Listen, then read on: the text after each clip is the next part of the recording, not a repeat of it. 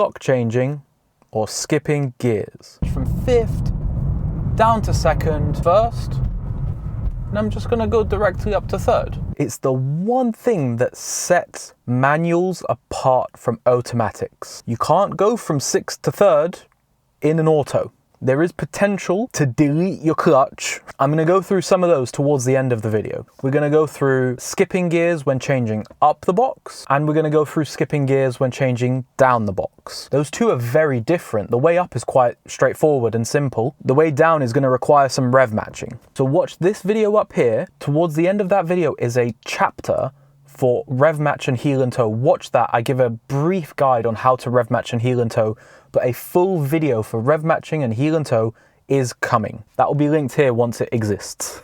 As of right now, only 7% of the viewers that watch my videos are subscribed. That means if everybody watching subscribed, I'd have 1 million subscribers. Either way, please subscribe. I like the video too. When coming out of a junction, you have to speed up to a certain speed. You might want to go from first to third, and then you can go from third to fifth. The reason this is really effective on upshifts is because cars are geared for fuel economy and acceleration, not necessarily for smoothness. The same is true for going down the box. I'm in fourth now, and I want second for this little speed bump. I could go fourth, then third, then second, as I've just done, but it's not as smooth. There's an extra gear change in the middle. So why not just go directly from the gear you're accelerating in to the gear you want to cruise in? We take off in first, nice and gently. We skip straight up to third. We use third all the way up. Then we skip straight to fifth. This works really well if you've got a big engine. I don't know if it's as effective in like a little 1 litre, 1.2 litre or something like that.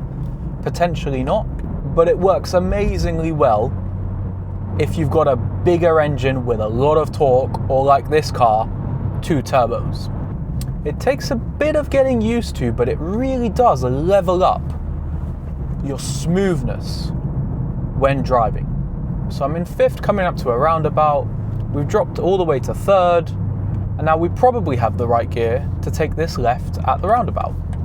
It's just really nice, really smooth. And then as we're accelerating up the on-ramp, we're in third. We're gonna hold this up until the speed that we want, and then we just drop it right into cruising gear.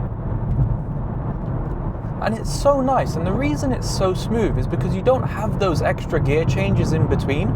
You just hold the gear up to the speed that you're looking for, and then you just change into the gear that you're cruising at.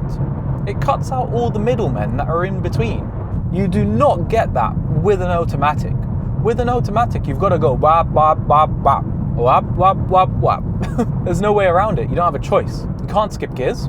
In a manual, you can. It's just one way to elevate yourself when you're driving a manual to all the raffle that are driving automatics and not really driving their cars. I say that as a joke. I'm a big automatic lover. I think they're better than manuals, but this does make you feel good about yourself. Right, enough talking about this from an everyday perspective.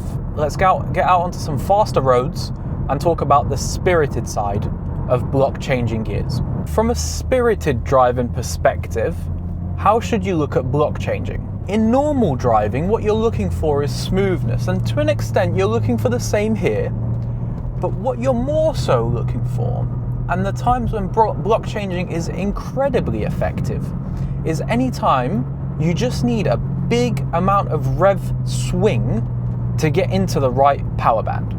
So say for example you've made a mistake and you're entering a corner in far too high a gear. Maybe you thought it was a 5th gear corner, but it's actually more like a 3rd gear corner. But you can go straight from 5th into 3rd and then be in the right gear. When changing speed limits, this is a 30-mile-an-hour road, but I'm just about to enter a national speed limit. So I'm gonna have a big rev match from 5th down to 2nd. Now I've got some power to be able to get up to speed.